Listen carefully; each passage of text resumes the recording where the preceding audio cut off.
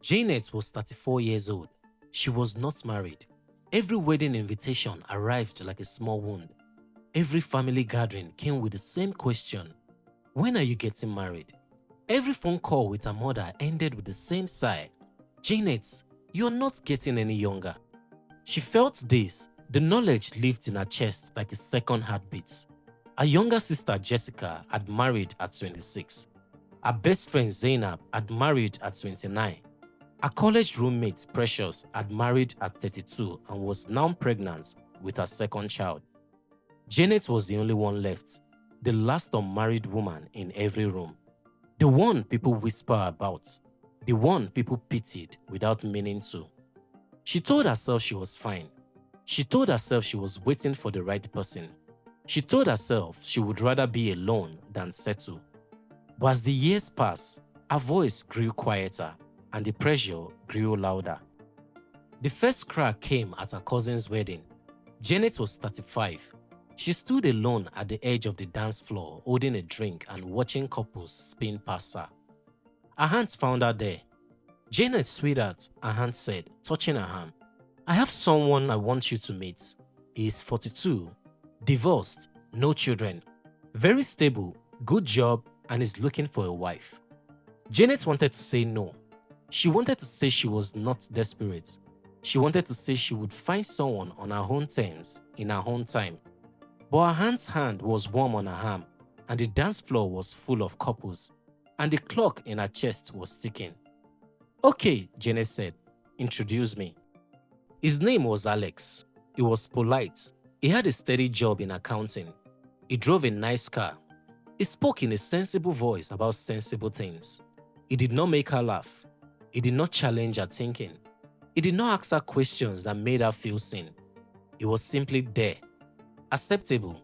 Fine. After the wedding, Alex asked for her number. She gave it. For 3 months, they dated. They met once a week. They ate at the same restaurant every time because Alex did not like trying new places. He asked about her day. He nodded at her answers, but he did not remember the details. Janet asked herself, is this what mature relationships look like? No fireworks, no passion, just two adults being reasonable. A voice in her head said, you're not excited to see him. They're just relieved that the search might be over. She quickly ignored the voice. Her mother called every week. How is Alex? Is this serious? Have you discussed marriage? Her friends asked, are you happy, Janet? Janet lied. Yes, he's wonderful. I am happy. The proposal came 6 months later. He did not say anything that she would remember for the rest of her life. He simply said over dinner at the same restaurant, you're a great lady. Let's spend the rest of our lives together.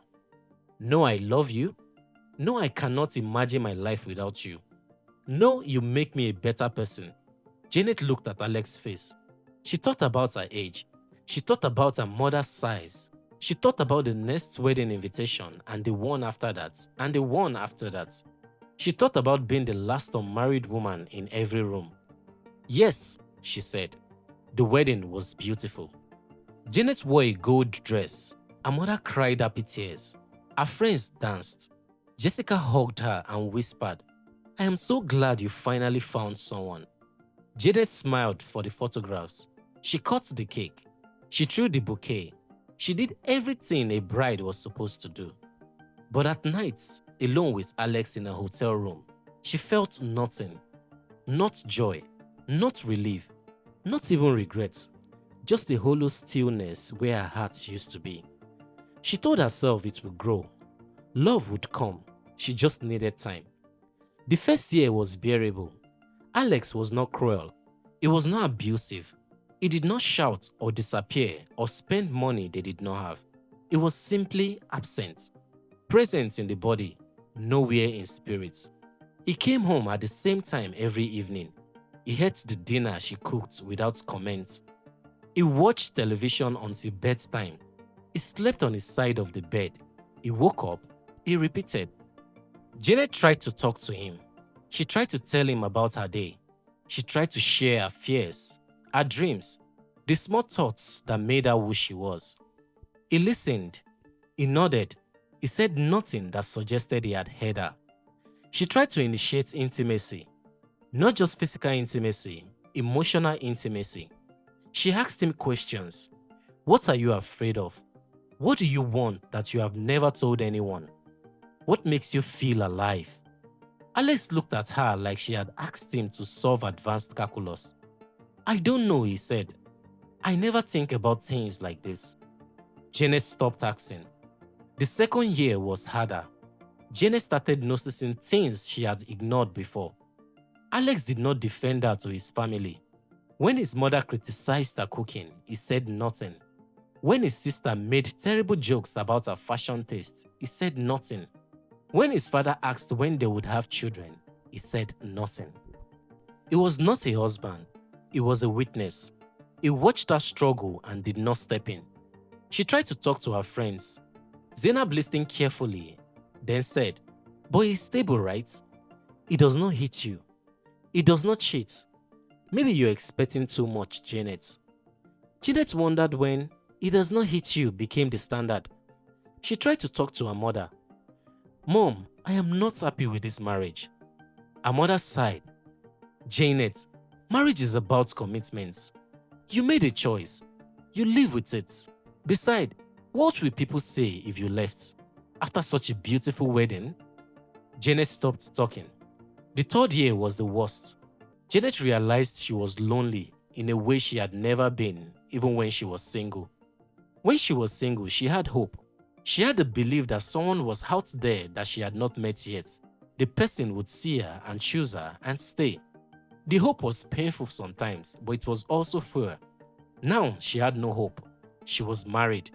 She was trapped, not just legally, socially trapped, culturally trapped, and even family trapped. The weight of "what would people say" was heavier than any divorce paper. She started crying in the bedroom. Alex never noticed. She stopped cooking elaborate meals. He did not notice. She stopped trying to talk to him. He did not notice. Janet started fantasizing about being alone. Not with someone else, just alone. She missed her old apartment, her Sunday afternoons with books, the quiet freedom of no one expecting anything from her. She had been so afraid of being alone that she had married someone who made her feel lonelier than she had ever felt by herself. One night, Janet could not sleep. She got out of the bed and sat by the window. The city was quiet. The street light glowed orange. She thought about the girl she used to be. The one who wanted a partner, not a placeholder. The one who believed love was supposed to feel like coming home, not like serving a life sentence. She thought about the pressure, the wedding invitation, her mother's signs, her aunt's wedding pressure, the ticking clock on her chest. She thought about all the reasons she had said yes to Alex. None of them were love. They were fear. Fear of being left behind. Fear of being pitied. Fear of being the last one. And now she was paying for that fear. Not with money, with years, with tears, with slow erosion of a woman who had once believed she deserved more. Janet called her sister Jessica the next morning. "I think I've made a terrible mistake," she said. Jessica was quiet for a long time. "I know," Jessica said. "I have known for 2 years. I was waiting for you to say it." "Why didn't you say anything?" Janet asked. "Because you would not have listened. You were so desperate to be married you could not hear anyone who told you to wait." Janet cried. "What do I do now?" she asked. "You decide," Jessica said. "Whether you want to be 50 and still be crying in the bedroom, or whether you want to be 38 and starting over. Neither is easy, but one of them has a future."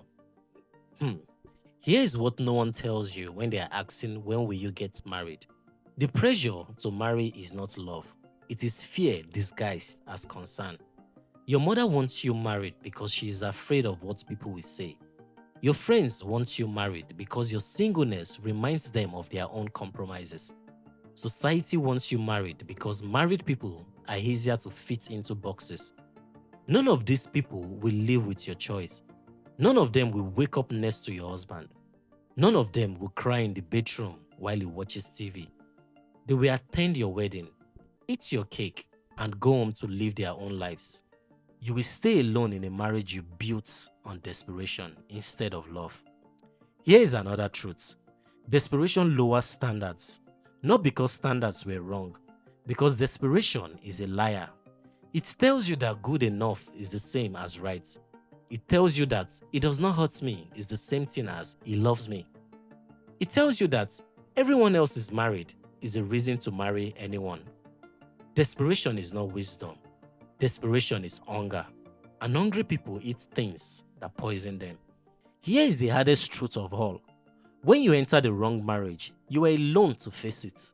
Not because your family abandons you, not because your friends stop caring, but because no one else can live your life for you. Your mother cannot fill your emptiness. Your hands cannot carry your loneliness. The people who pressured you to marry will not be there at 2 a.m. when you're staring at the ceiling, wondering where your life went. They will say, marriage is hard, you just need to work harder. They will say, but he's a good man, he does not drink, he does not beat you. They will say, what would people think if you left? They will say anything except, I am sorry, I pressured you, this is my fault. Because it is easier to watch you suffer than to admit they were wrong. Janet made a decision that day. She stopped caring about what people would say. She realized that the people who would judge her for divorcing were the same people who had judged her for being single. She could not win their approval, so she stopped trying. She moved into a new apartment, small place with a window that faced the sun. She spent Sunday afternoons reading books again. She stopped attending weddings for a while, not forever, just until she could breathe. She did not date for a year. She needed to remember who she was without someone else's expectation pressing on her chest. And one evening, sitting on her couch with a cup of tea and a book she had been waiting to read for months, she felt something she had not felt since before Alex. She felt okay. Not happy, not free, not healed, just okay. And okay was enough. Because okay was honest. Okay was hers. Okay was not built on fear or pressure or desperate need to be chosen by someone who did not want to see her. Janet learned that being alone is not the same as being lonely. Lonely is being with someone who makes you feel invisible. Alone is having the space to find yourself again. She learned that the pressure to marry is loudest when you are most afraid.